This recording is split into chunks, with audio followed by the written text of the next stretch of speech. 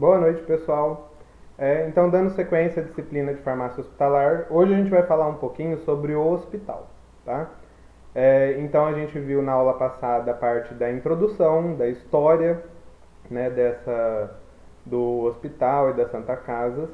E hoje a gente vai falar um pouco da estrutura atual, né? Como que o hospital é visto e qual a importância disso pra gente aí dentro da disciplina de farmácia hospitalar.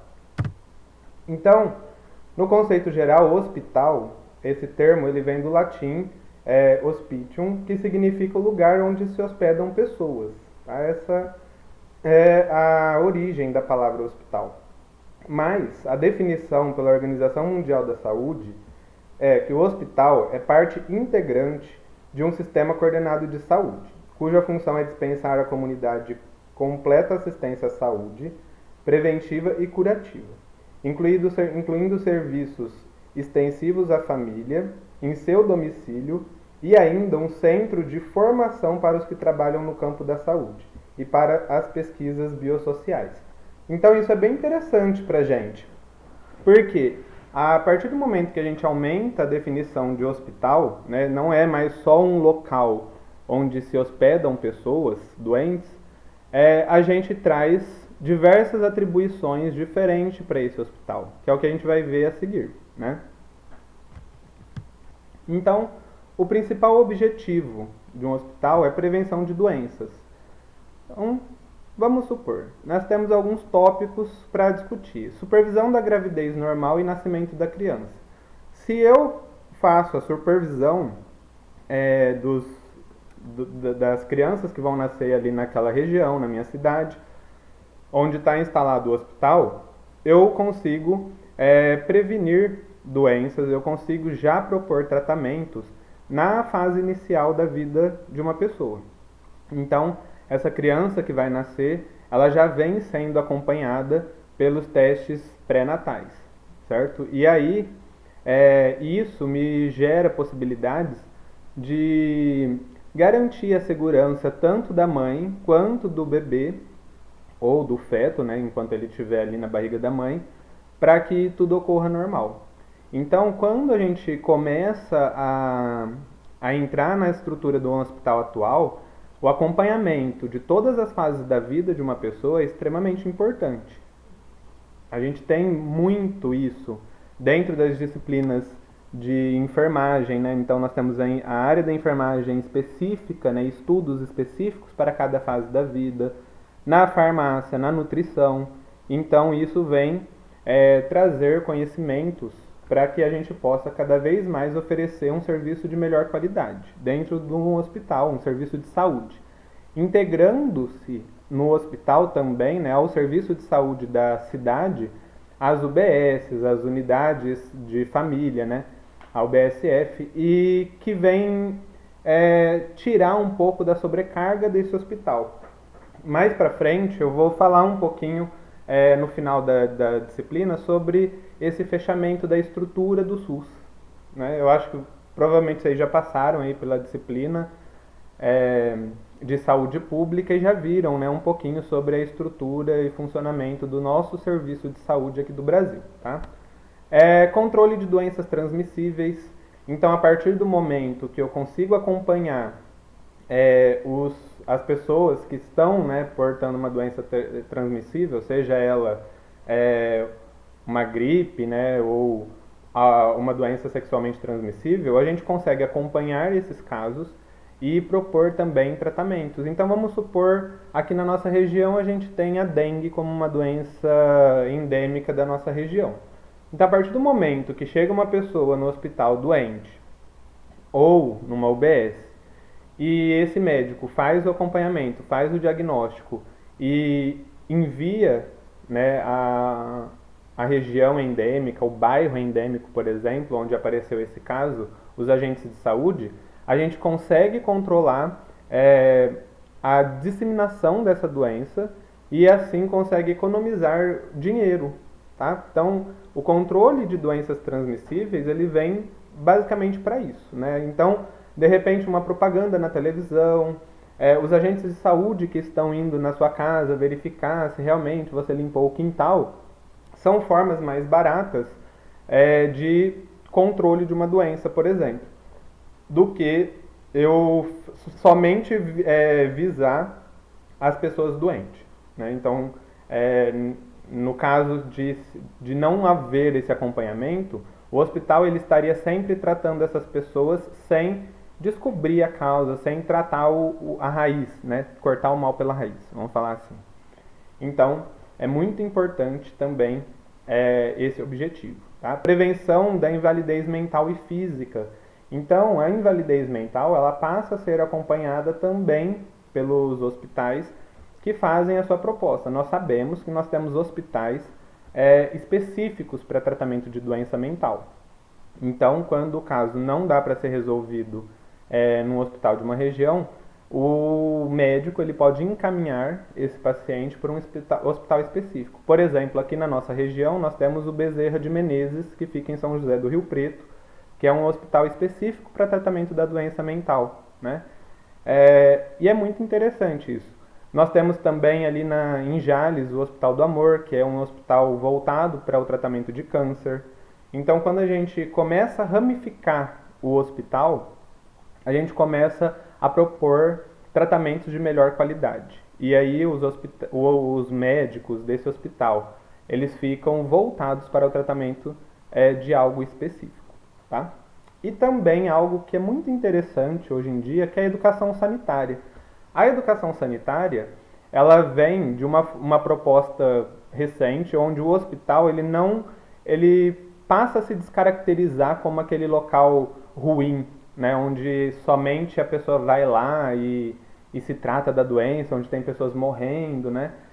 Não, nesse caso, o hospital ele vem trazer uma educação para a população. A gente tem muitas medidas que são interessantes, né? Essas medidas, por exemplo, São José do Rio Preto, onde a equipe de enfermagem ela pode ir para o centro da cidade, fazer uma divulgação em forma de panfleto, aferir pressão, né? Então o hospital ele começa a se vincular a instituições de educação daquela cidade. Por exemplo, vamos por aqui em Fernandópolis, o hospital pode se vincular à Universidade Brasil para propor uma educação sanitária para a população. Então a gente lança mão de alunos, de professores e de funcionários do hospital para promover essa educação sanitária.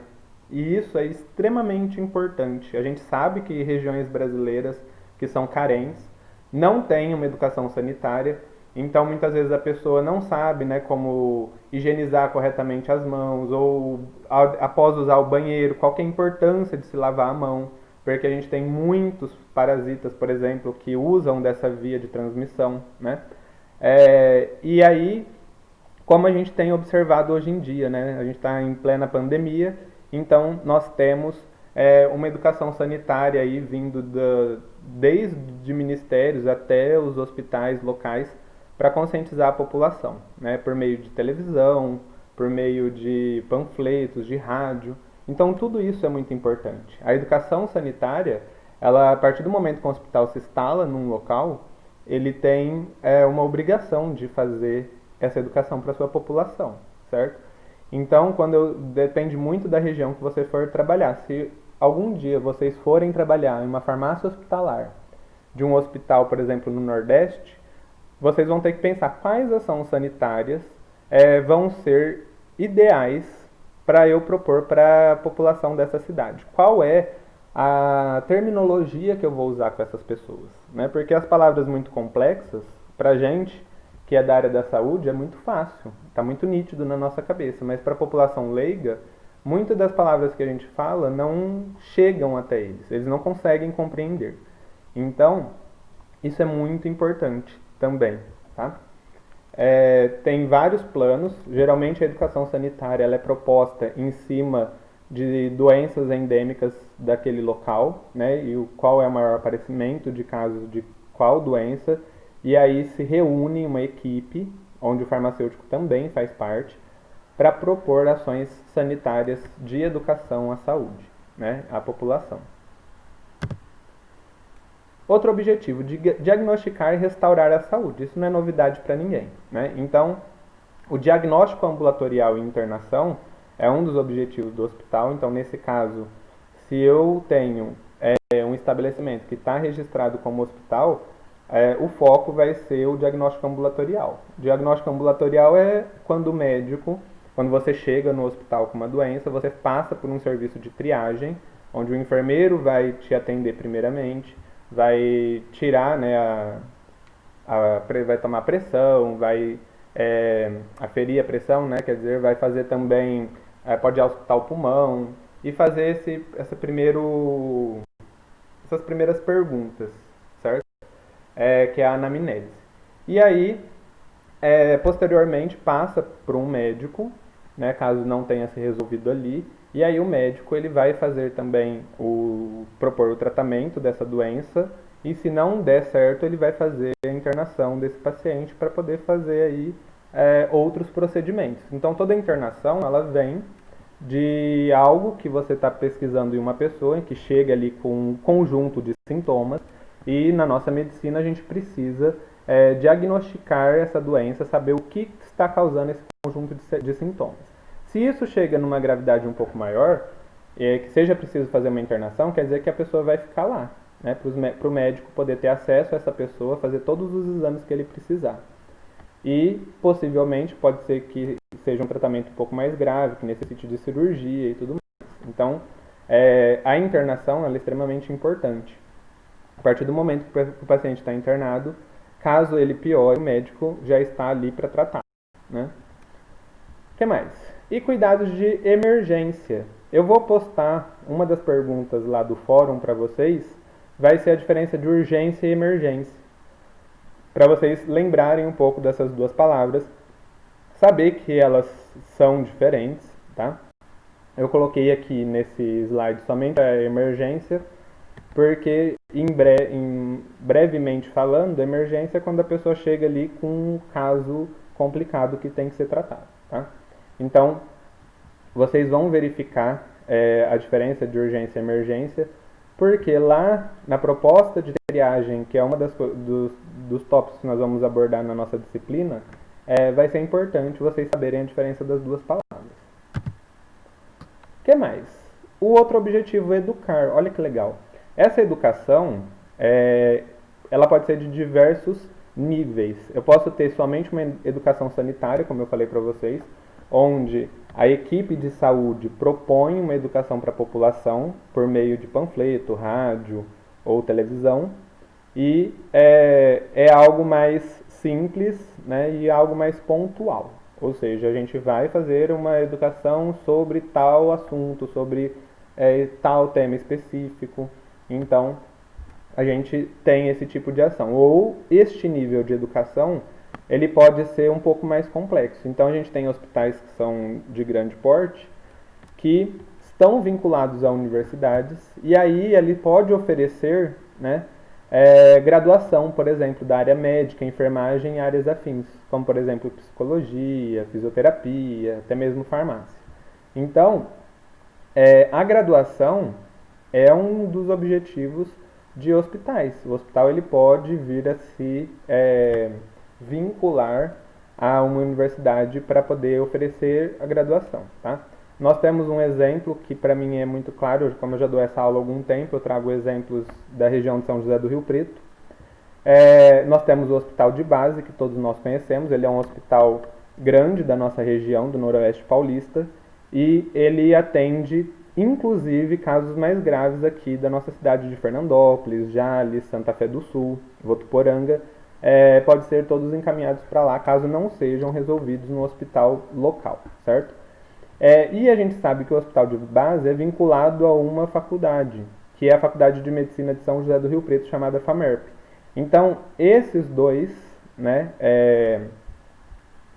essas duas entidades juntas, elas oferecem, então, medicina, enfermagem, psicologia, oferecem também pós-graduação. Eu mesmo fiz uma pós-graduação na FAMERP, em Biologia Molecular e Genética em Ciências da Saúde. Então, quando eu me formei, eu gostava muito da parte de aconselhamento genético, fiz mestrado e doutorado na área da genética e também fiz uma pós-graduação do tipo Lato Sensus para poder atuar também no aconselhamento genético, né? E eu fiz pela FAMERP. Então a FAMERP ela oferece desde graduação a pós-graduação. E aí a gente tem então essas formações, né, de profissões correlatas à medicina, certo? À área da saúde. É muito interessante. Aqui em Fernandópolis, a Santa Casa de Fernandópolis, quando eu era criança, ela não era vinculada a nenhuma instituição.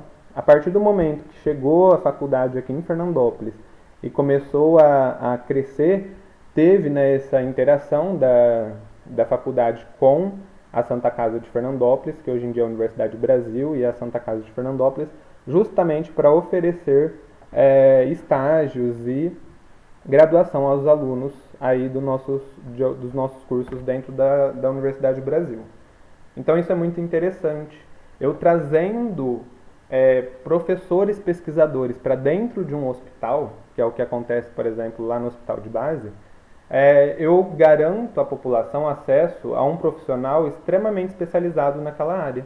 Então vamos supor que uma pessoa chegue aqui em Fernandópolis com um filho que nasceu com uma doença genética, por exemplo, e essa doença não foi possível ser diagnosticada pelos profissionais médicos daqui. Então ele vai fazer um encaminhamento para um médico especialista da área, que é o que acontece para qualquer especialidade médica, né? E aí ele pode indicar, por exemplo, esse paciente para o hospital de base, onde a gente tem profissionais que são especialistas no diagnóstico de doenças genéticas, por exemplo, como eu estava falando para vocês, né? Uma das profissionais que me deu aula foi a professora Eni Goloni. Ela é uma professora muito boa na área de diagnóstico de doenças genéticas. E eu acho muito interessante, a gente recebe pacientes da região inteira, né? Então, quando algo ultrapassa a capacidade daquele hospital ou daqueles profissionais que estão naquele hospital, faça então assim um encaminhamento para uma instituição que possa atender essa pessoa, tá?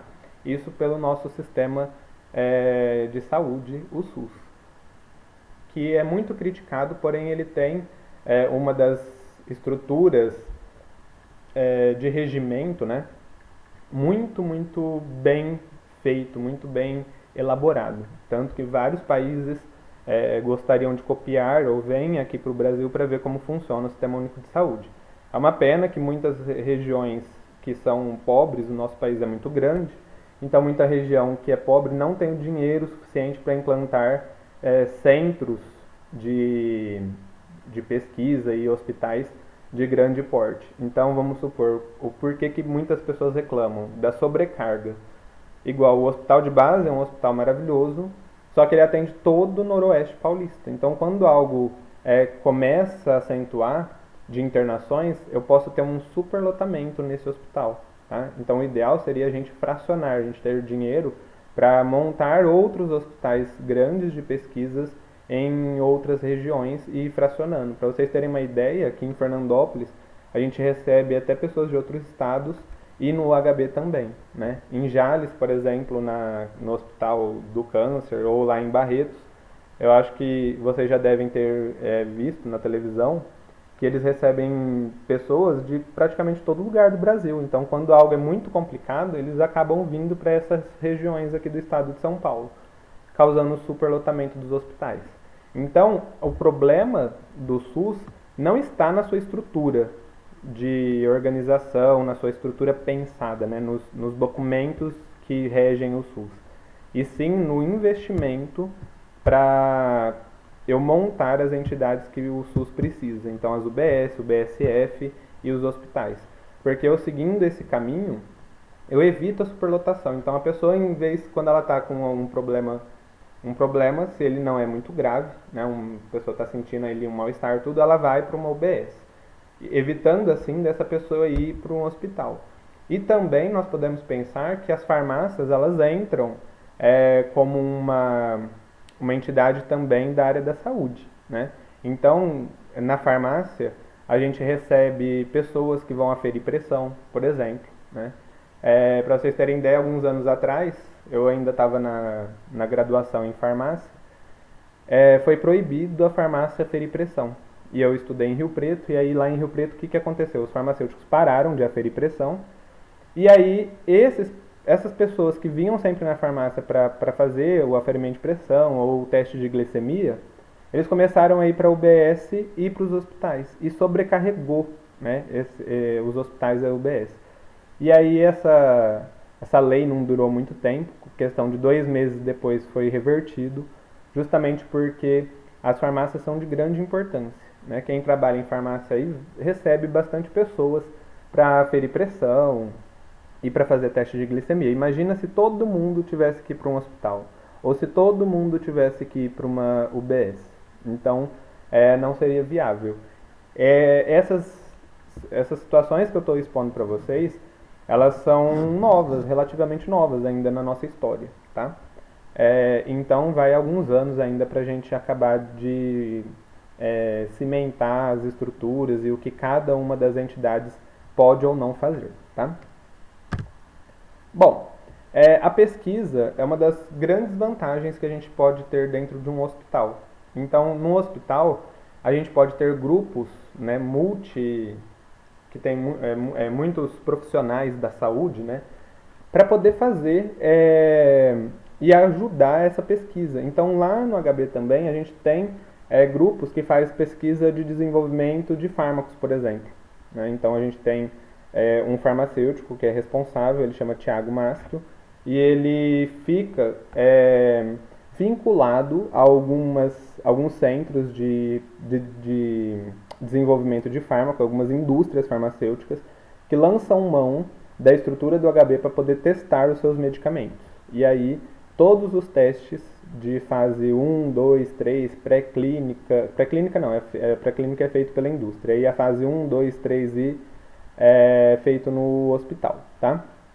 Então é muito legal isso, porque a partir do momento que eu tenho um paciente que eu não saiba do diagnóstico dele, ou ele é um paciente mais complicado, com alguma doença muito grave ou muito rara, por exemplo, eu posso utilizar a equipe que eu tenho dentro do hospital e expor o meu caso, tá?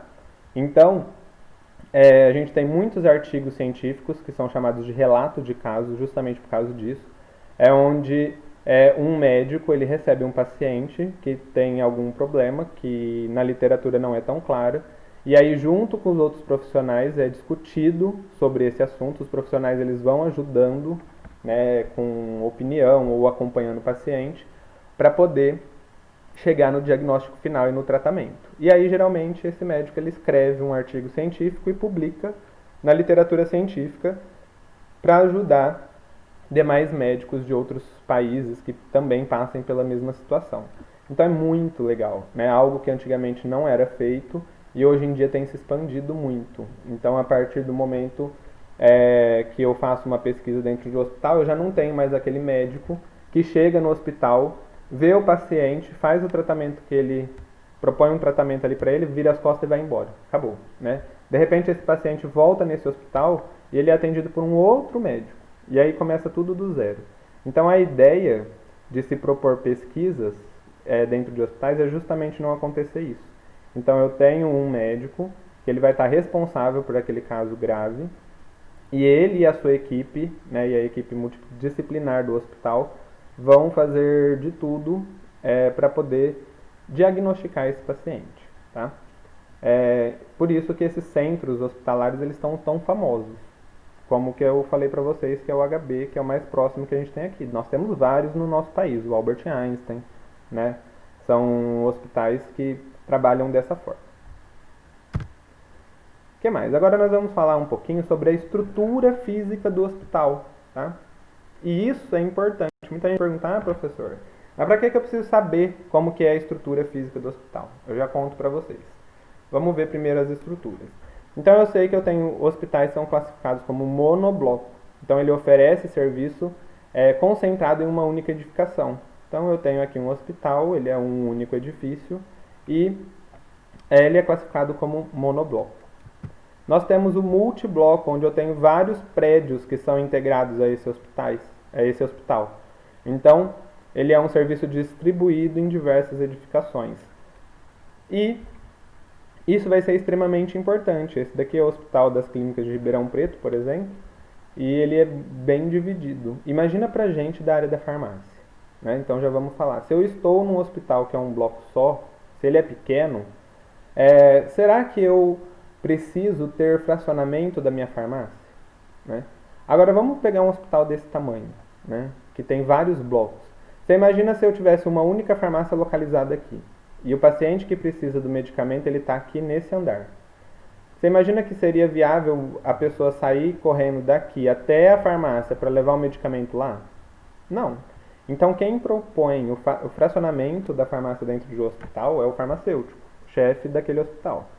Então quando é feita a edificação do hospital, isso já é pensado, né? Ou o hospital vai se ampliando e vão se gerando unidades farmacêuticas. E isso é extremamente importante. Nós vamos abordar isso mais para frente, de como vai ser o fracionamento e quais são as propostas que eu tenho para fragmentar a minha farmácia, tá? E o almoxerifado e tudo mais. Então eu conhecer a estrutura e o tipo de hospital que eu tenho é extremamente importante. O pavilionar. O pavilionar, eles são divididos em diversos prédios isolados, tá? Eles podem ser interligados ou não. Então, quando eu tenho o multibloco, o serviço é distribuído em edificações de médio ou grande porte, que também são interligados ou não, tá?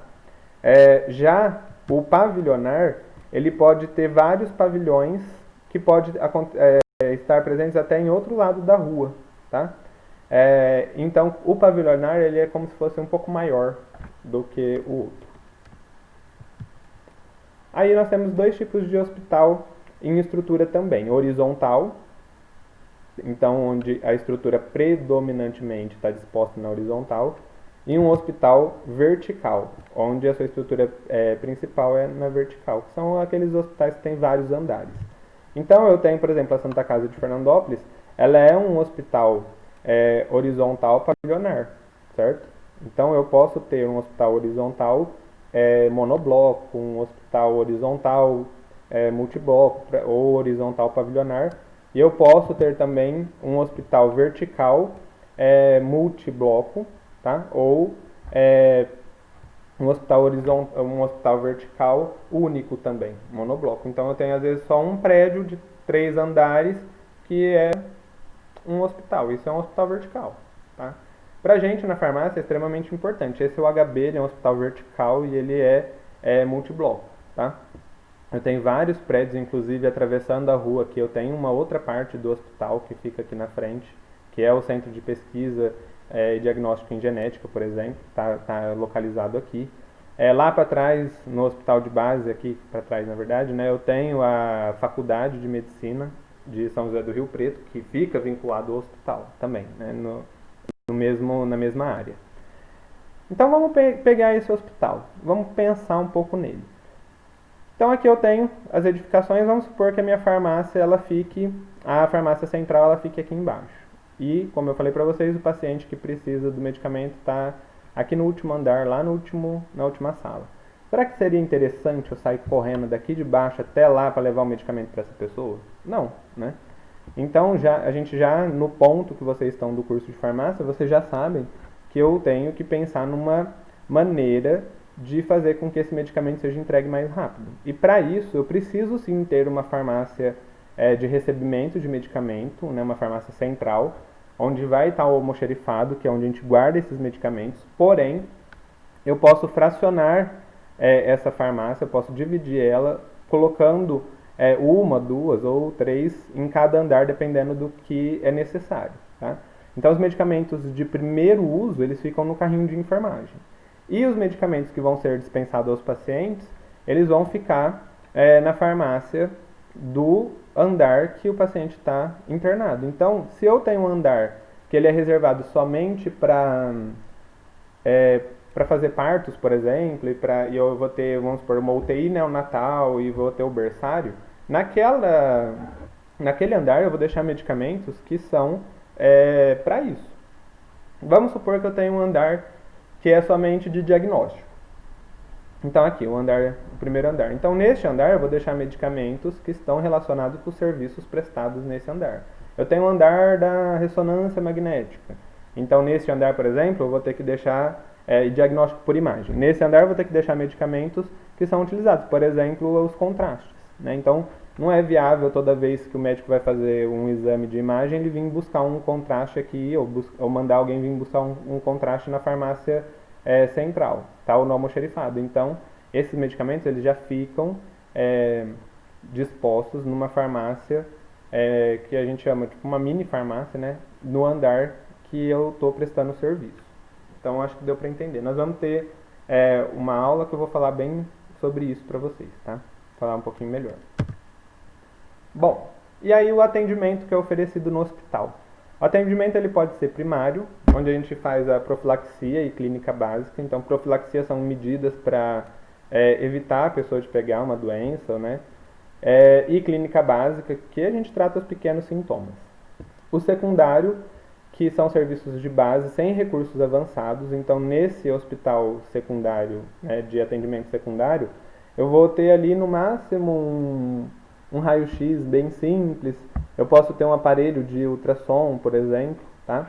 Mas eles são aparelhos mais baratos. Isso é um serviço secundário. Geralmente, hospitais de cidade pequena oferecem serviços primário e secundário dependendo do tamanho da cidade. E hospitais de serviço terciário são aqueles que incluem nível tecnológico avançado. Então aí já entra uma ressonância magnética, né, já entra aparelhos muito mais caros que requer profissionais especializados nessa área para trabalhar com esse aparelho, ou seja, requer um recurso muito alto. Tá?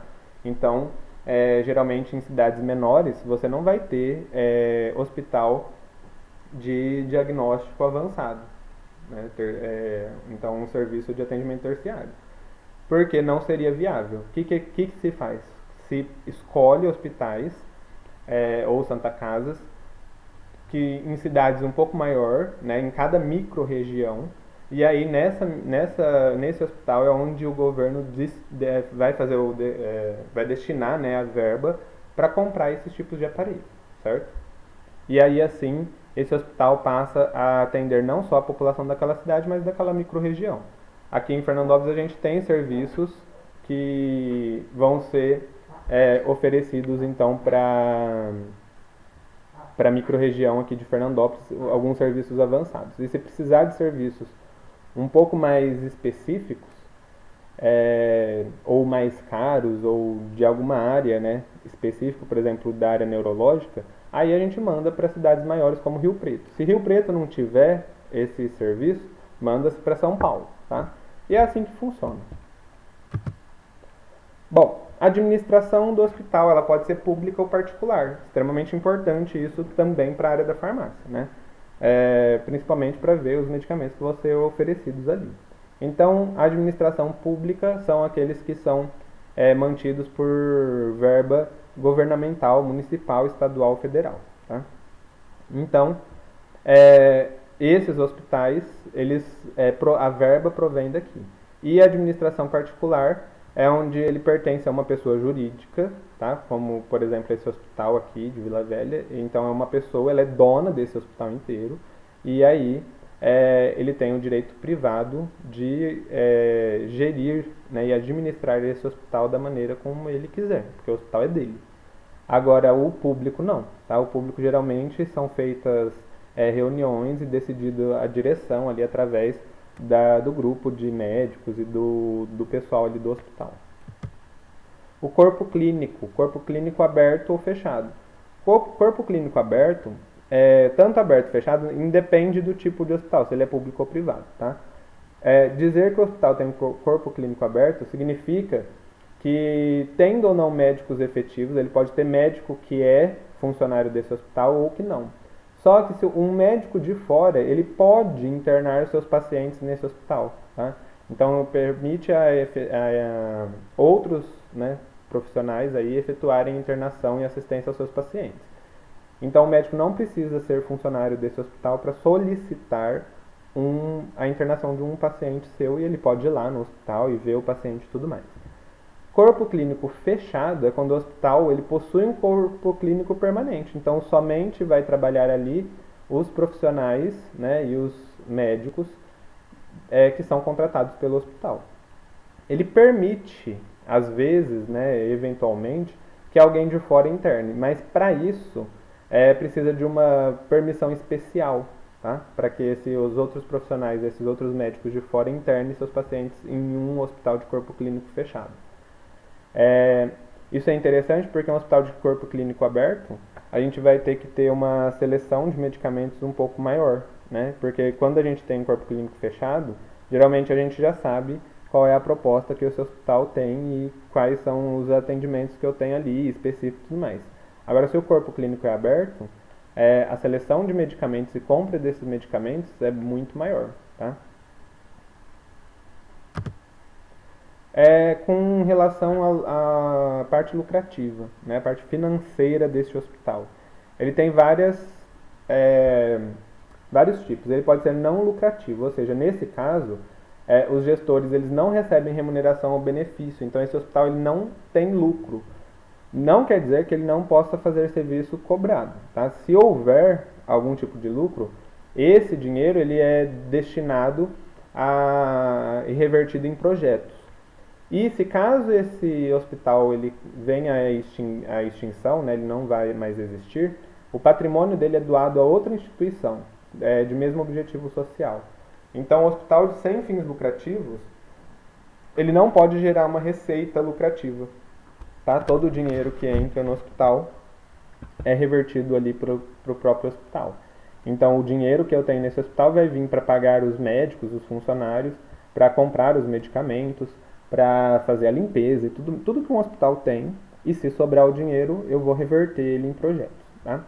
Filantrópico é um hospital onde é uma entidade particular não lucrativa. Tá? Então, nesse caso, esse hospital ele é particular, só que ele também não visa lucros. Né? E ele vai destinar uma porcentagem dos seus rendimentos para assistência gratuita de pacientes sem recursos. Por exemplo, o hospital filantrópico ele é bem difícil de administrar. A gente tinha um hospital que era filantrópico em São José do Rio Preto, que era o IELAR, mas o IELAR ele já não está funcionando mais. Né?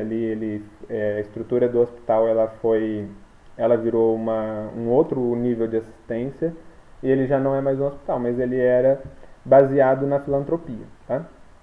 Um hospital beneficente é uma associação particular, não lucrativa também, voltada à assistência de grupos específicos e se mantém com contribuição de associados e de usuários. Nós temos, por exemplo, a Beneficência Portuguesa lá em São José do Rio Preto também. Tá? Então, lá na Beneficência Portuguesa, eu tenho os associados e usuários, né, que vão pagar esse hospital, porém toda a verba dele também é revertida para os seus pacientes e para a sua estrutura. Ele não tem fins lucrativos. Então, a pessoa que administra esse hospital, ela não vai obter uma receita, tá, do hospital. Então, ela não tem um lucro deste hospital.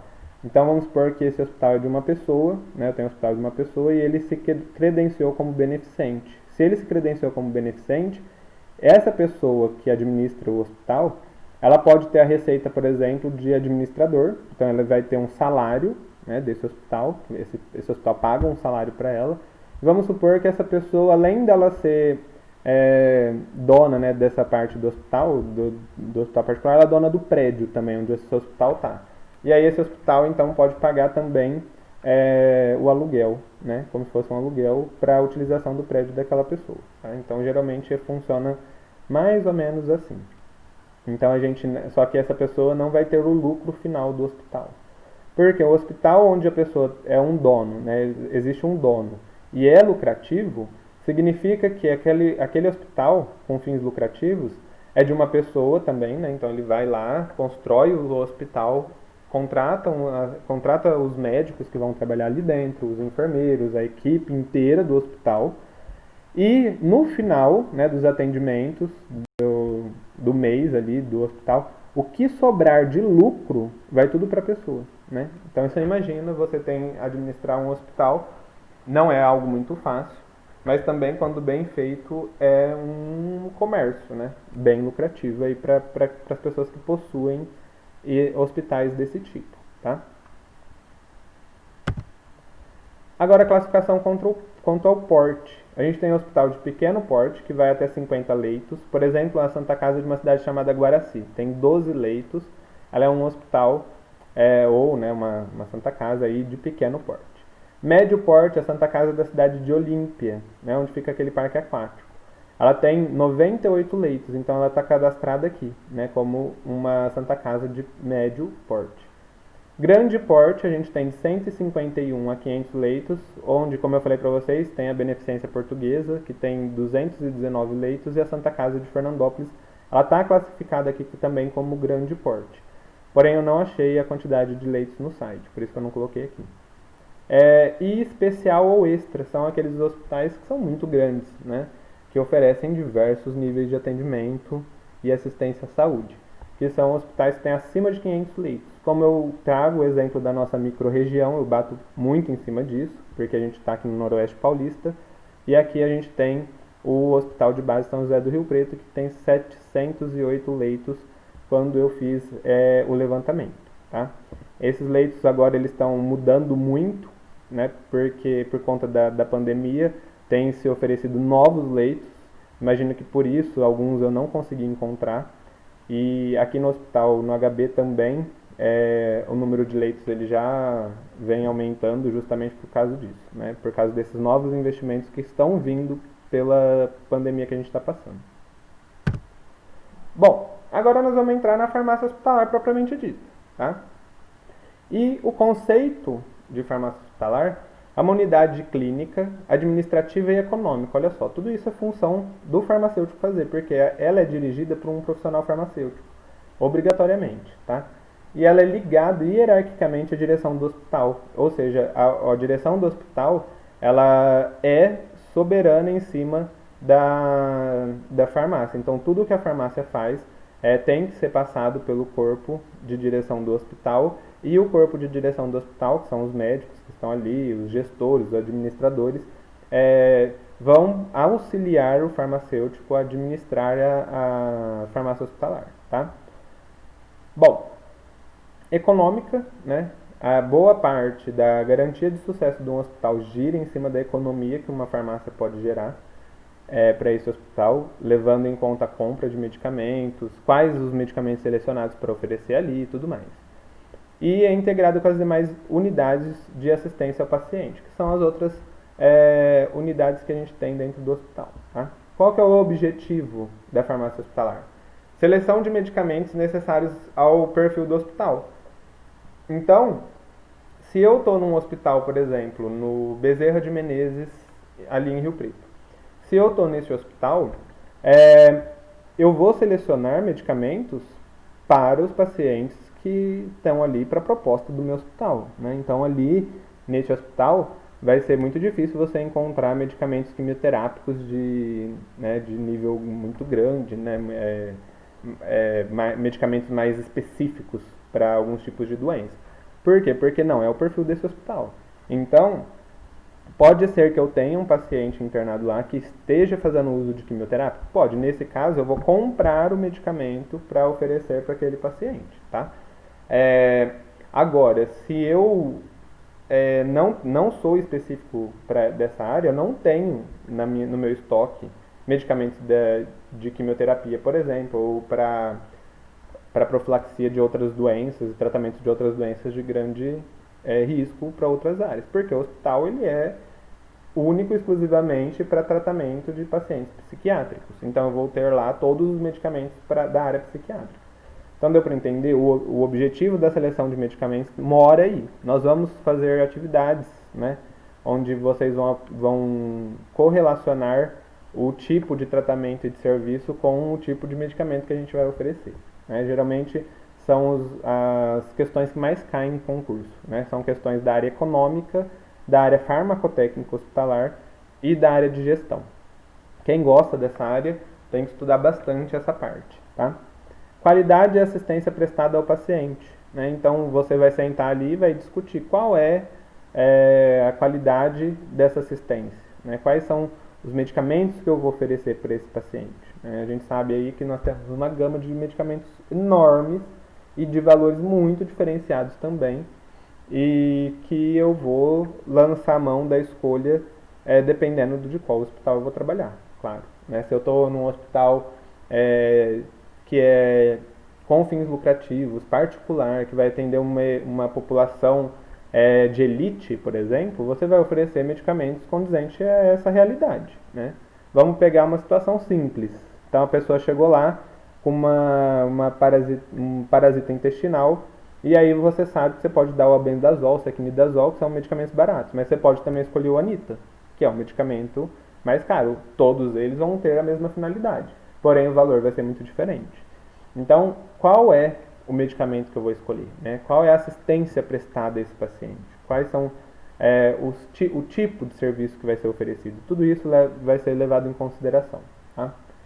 Uso seguro e racional de medicamentos e correlatos é um objetivo da farmácia hospitalar, fazer com que esses medicamentos cheguem de forma racional aos pacientes que estão ali. Tá? Estabelecer sistema eficaz e seguro de distribuição desse medicamento, que é exatamente o que eu estava explicando para vocês lá quando eu falei de hospital vertical. Então, eu tenho que estabelecer um sistema eficaz de distribuição do medicamento dentro do hospital. Né? Eu não posso, um paciente estar em cirurgia, precisar de um medicamento ali anestésico, por exemplo, e a pessoa ter que descer 4 andares para buscar esse medicamento. Isso é inadmissível. Tá? Esse medicamento tem que estar próximo e tem que estar ali à disposição o mais rápido possível. E aquilo que todo mundo gosta, que é a gestão de estoque, né? Gente, gestão de estoque é algo muito complicado. Ainda bem, nós temos agora vários programas, né, de gestão de estoque.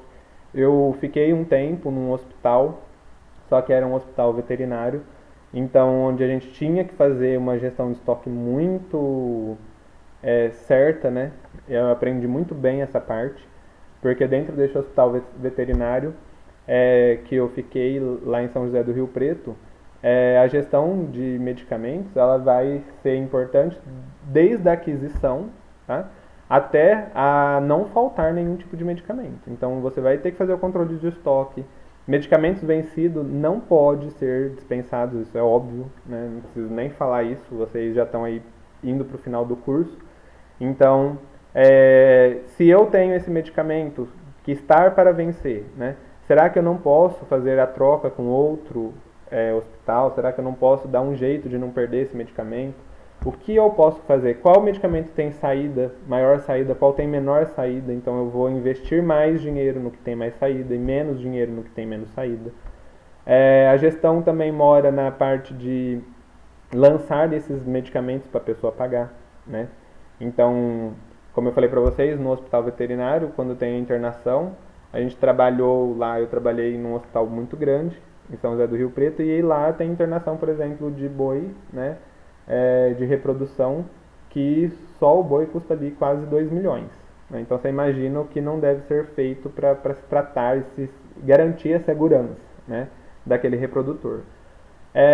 Então tudo que for utilizado ali tem que estar muito bem claro nas planilhas para depois ser apresentado para as pessoas que estão fazendo uso desse hospital, tá?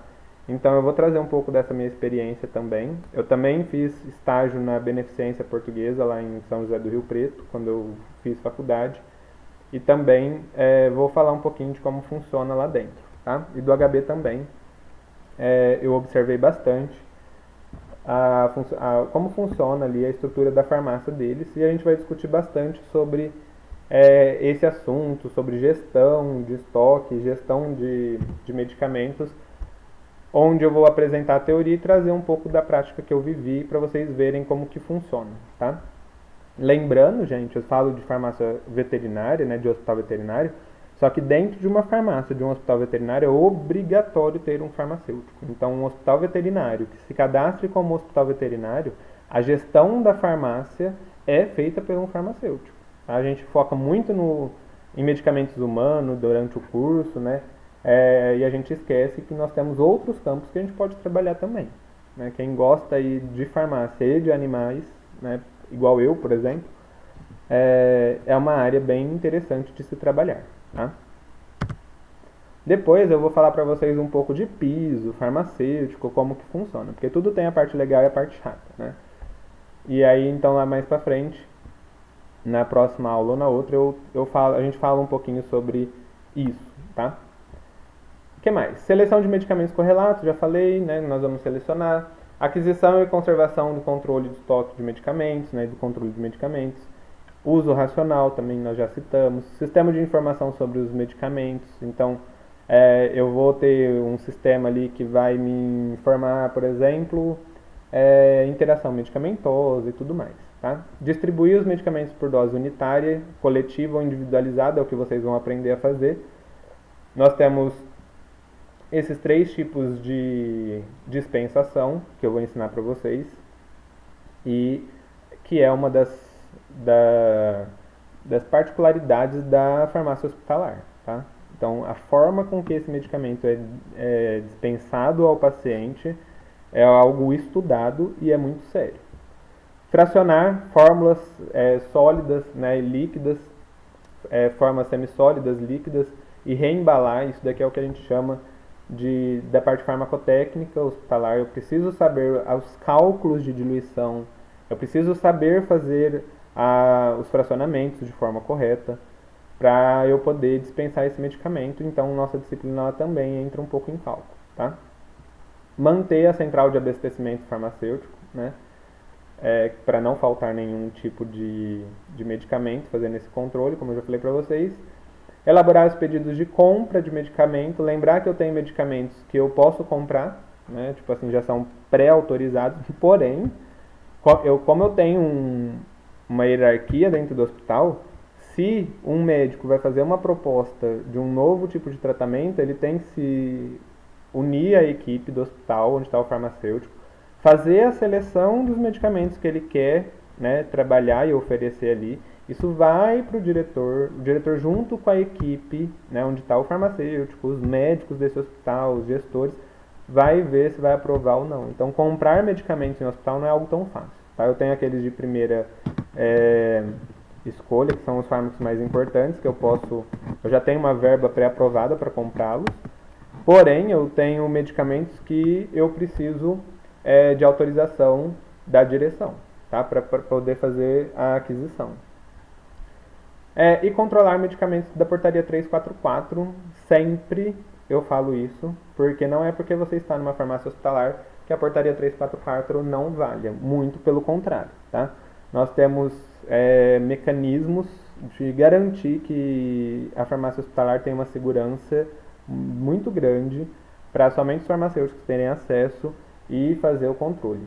Para vocês terem uma ideia, eu também visitei já várias vezes, né, o hospital ali, o Bezerra de Menezes, e a farmacêutica que recebe ali os alunos, né, nessa visita, ela frisa muito a importância da portaria 344. Né? Quem sabe, se a gente acabar a pandemia, eu consiga marcar uma visita aí, né, com vocês até o final do ano, ou se não, mais pra frente eu quero ver se a gente monta uma equipe para ir visitar os 2 hospitais, porque eu tenho visitas que dá para fazer tanto no Bezerra quanto no HB, né? Eles recebem, ele abre as portas para isso. E aí a gente faz uma visita independente, que não precisa ser vinculado à faculdade, aí mesmo que vocês estejam formados, eu ofereço para vocês também. Né? Quem gostar dessa área, provavelmente vai ter que estudar bastante, porque a maior parte dos hospitais eu preciso prestar um concurso para entrar lá dentro, e ter acesso a esse tipo de visita e de acompanhamento de outros tipos de hospitais é muito legal, tá? Gente, então era isso. Essa aula ela é pequena em slides, mas ela é grande em conteúdo falado, né? Falei bastante.